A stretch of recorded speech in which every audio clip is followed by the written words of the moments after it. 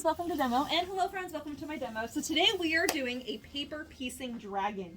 Now you guys have probably remembered, we've done some of this kind of stuff before, a little bit when we did the bunny craft a little while ago, but we have our different pieces and then we're going to be tracing them and cutting them out and then putting them back together. But the dragon one is exceptionally cool and I'm really excited about it. So, was that the fox one? Yes, Okay. yes, the box was a similar idea, and then before that was the guitar, and I think we were here we for made the guitar. Yes, oh my gosh, Yeah, that was like fun. a year ago. Yeah, it was. Was it that long? Not quite that long. It was not quite that long ago, but it was a while ago. But yes, very very fun. I want to make sure that I want to make sure that my video actually captures the whole thing here. There we are. Perfect. Okay. My camera, I like this one. It's a lot more stable than my last one. All right, so this is the design that I found. So when you're doing this technique, you want to use a public domain image. So I just honestly went to Google and searched public domain flying dragon, and all sorts of crazy ones came up. But I thought this one was really, really fun because of how we're going to be using it. So to do this technique, what you're going to want to do is you're going to need. Oh, I just realized I need to grab a different piece of paper. Sorry, friends. I forgot my scrap cardstock here.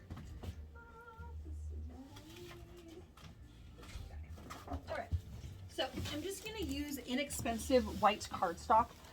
Something that you could probably find like at a copy store would be fine. I mean, I also sell white cardstock here for 40 cents a piece. But the thing that we're going to do is we're going to make the template. So when you have an image like this, I'm going to show you how to do this. If you want to do like a paper piecing technique with something else at your house, and you're like, you know what, I want to do a paper piecing fairy, or I want to do a butterfly. This is how you would do that. So I kind of think about how I want to break this up into different sections. So what the section that I wanted to start with is the cool veining.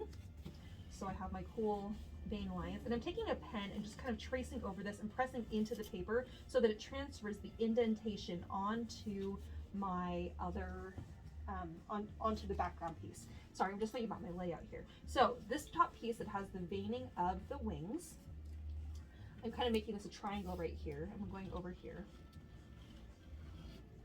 And we have this. This is not perfect, but you get the idea. And then we're going to do the head.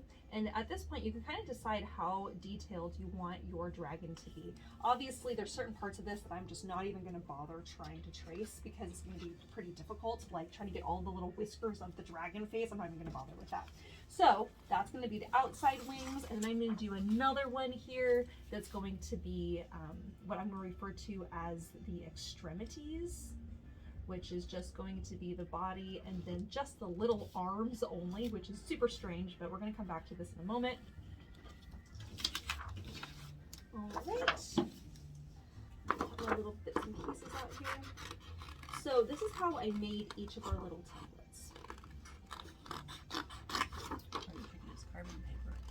Yes, you could absolutely use carbon paper. This was the way that I had originally learned to do this, and so therefore I am like, yeah, you just put the little indentation in, and then you catch the light, and then it works out great, right? See that one. Yes, yes. I know it's a little tricky. It's definitely a little tricky.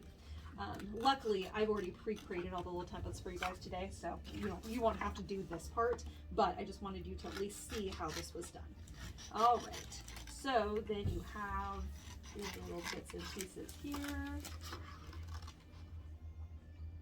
Just gonna figure out what that is. It's the downfall from trying to see the light here.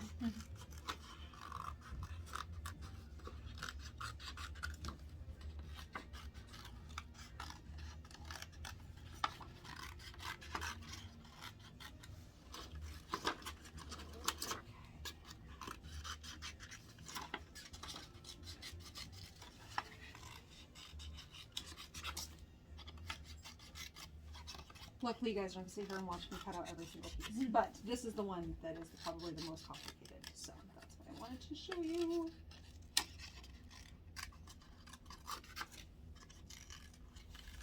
All right, so I'm going to get up here to these little horns.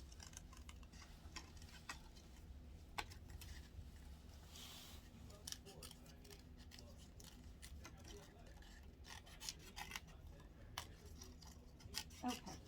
So you end up with something that kind of looks like this.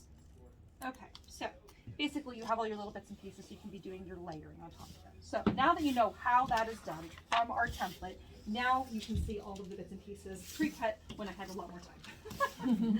So you have your 2 different wings, then you have your tail, then you have your top layering piece here, and then you have the extremity pieces here, okay?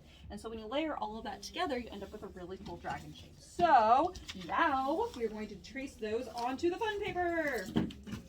So when I was doing my wings, I thought that it would be a great idea to cut out 2 different wings, but that doesn't really make sense because you can trace one and then fold it in half and cut it out. So what I'm going to do today is just going to put these together, and we're just going to kind of walk through how I'm doing it. So I'm just going to be tracing the wing on here onto the vellum because I like that the wings can be slightly translucent. I just think that's really, really fun. So we're going to do our wings there. Then onto the body, I wanted a metallic paper. Now I have some metallic silver, which would also be really fun, but I decided just for this purpose that I'm going to do red because I think that would be very exciting. Now in the past when we did the paper piecing fox, because of the design, you wanted to make sure everything was going the right direction. Same with the bunny, you want to make sure everything was kind of laid out so you put it together properly. Luckily, this is going to be the same no matter which direction you flip it, so it doesn't really matter if you have the writing side facing up or if you trace it with the writing facing down. So I'm just going to go ahead and trace my torso onto the red metallic cardstock here. Would you do it on the back? Is the back and front metallic, or? No, the back is not metallic. Yes, if you wanted that so that you don't see the pencil lines, yes, you could absolutely trace it onto the back and then cut it out. That probably would make the most sense. I like putting the indentation into the mirror card because it's a little bit easier to see. But you're right, on the back side, your pencil mark would show up, and that would actually totally make more sense. Okay. This was how I originally did it, but I like your idea. Either works. Yes, either works. All right. Okay, so we have our indentation there. So that's part 1 and part 2. Then I'm going to choose, oh yeah, you're welcome to pick it up. Okay, so it's just white on the back. Yeah, it's just white on the back. And then I want for my body, I want to do, or for my extremities part, I'm going to do this little guy here.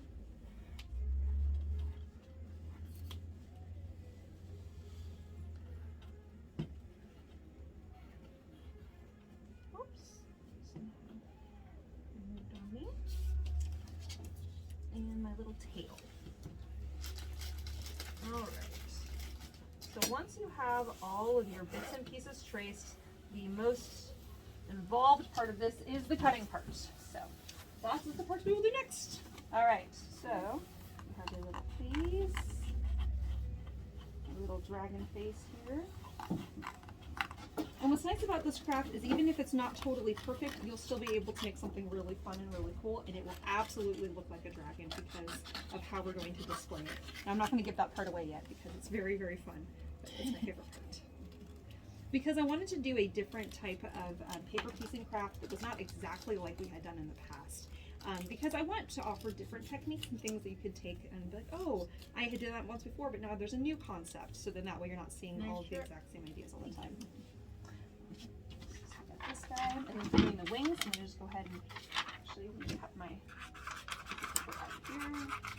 here. This vellum has like an inclusion in it, like a little speckle of metallic, which is really fun. So it makes it a little bit more exciting. It's not just a plain vellum, it's fun vellum. So I'm going to fold that in half so that I could very easily cut out both at the same time. If you are not really sure or don't really feel comfortable with that, I do have 2 wings for you to trace. You can have wing A and wing B. They are just ever so slightly different from each other just because when you trace things, it's not always perfect. All right.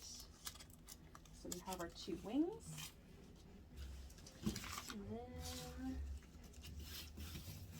my little tail.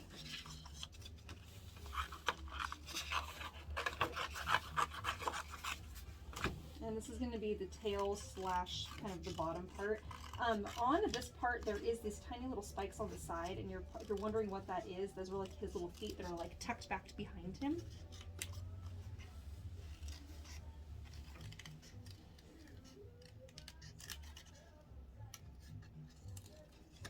Okay. All right, and then the most complicated one, which is this guy. So my tip for you for cutting out this is, I don't know if you guys can see this, but I'm cutting along the very edge of the spikes. So when you do that, you cut along the edge. And then I'm going to go down here and do the same thing here. Then all you have to do is just cut straight in like this. So then you don't have to worry about having to like move your paper around. You can just cut your little slices in like that, knowing that your edge of your paper is at the edge of the spikes. I don't know if that makes sense for everyone. Yeah, that's cool. But it makes it just a little bit easier to cut out a bunch of spikes.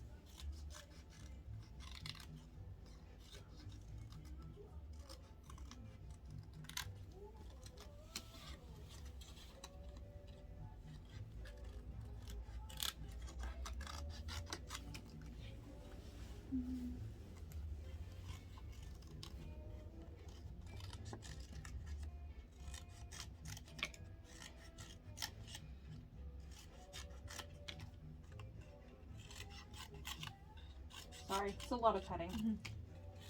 But the effect is really fun when we're done, so I promise it's worth it, friends. I'm a little concerned about what the rest of the week will be like for the parents that come in with kids, but you know what?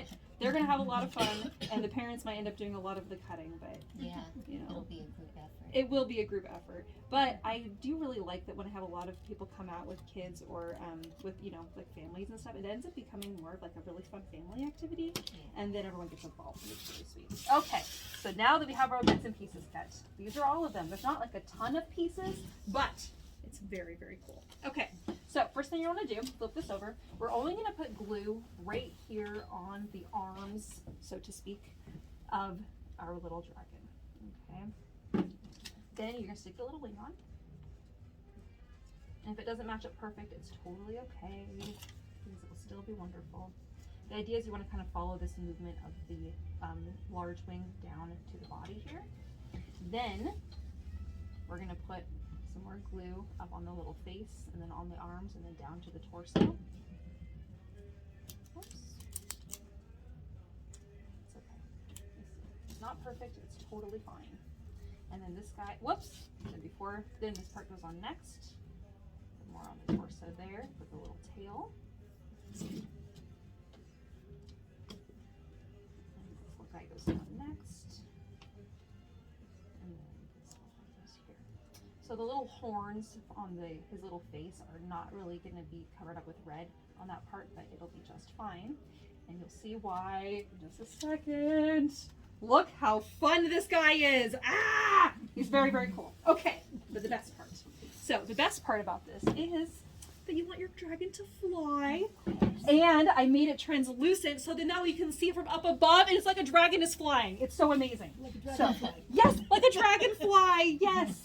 So in order to get the effect, what you do is you take this very tiny hole punch, and we're going to poke a tiny hole at the top of the wing there, and then a hole right here at the top of the wing there.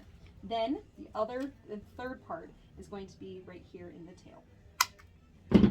All right, so you have 1, 2, and 3 tiny little holes. Then we're going to be using our little twine here, and you want to cut 3 pieces of our twine and make them the same. And then you're going to tie a knot into the end of each one. Whoops. Did I cut 3? It looked like you did.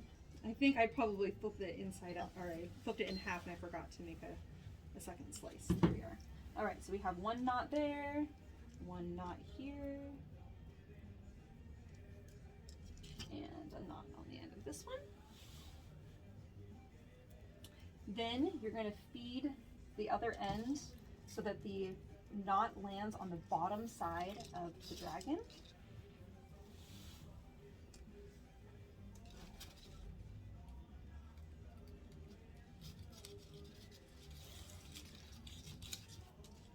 And even though the knot is very tiny, it does stop, so you don't have to worry about it feeding all the way through and causing problems. You don't want your dragon to fall apart while it's hanging. All right. So pull those all the way through. And then bring those up to the top here. You don't want to was kind of tight, so then those are all exactly the same. And then you might want to make one of your strings a little extra long, so then that way you have another loop at the top. But then we have a little dragon. And these little tiny strings, you would trim those down to size, so they're right up against the edge of our wings there.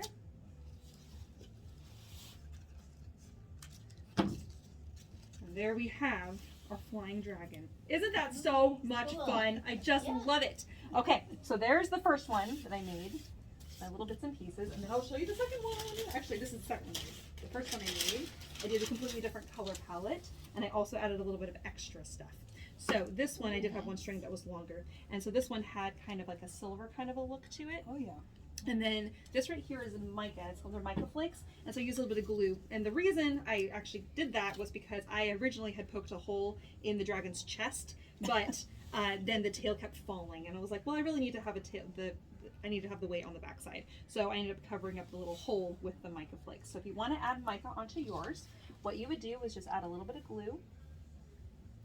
Mica is very, very fine, and so you don't need very much. It's very thin, and so you just kind of sprinkle some on, and you kind of press it down so that it stays in place. I like it kind of looks like dragon scales. Makes like scales. Oh, Yes. yeah. And then you shake off the excess back into the container, and then you end up with a really cool kind of an extra little embellishment. And you can do the same thing on the dragon's stomach too if you wanted to, which would be really fun.